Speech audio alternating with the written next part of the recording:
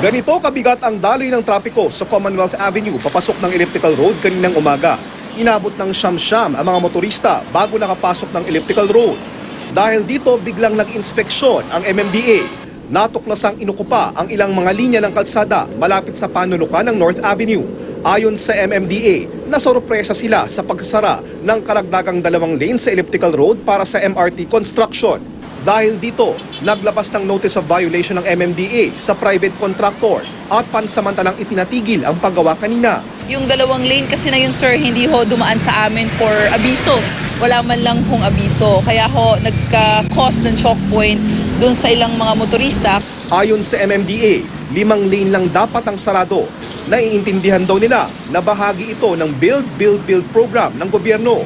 Pero di raw nagkaroon ng maayos na koordinasyon sa kanila kaugnay dito.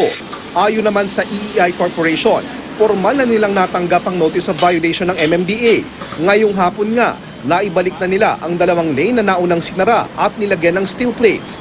Dahil inaasahang aabutin pa ng ilang buwan bago matapos ang bahaging ito ng MRT-7, gagawa na rin ng iba pang remedyo ang MMDA para maibsan ang bigat ng daloy ng trapiko sa lugar.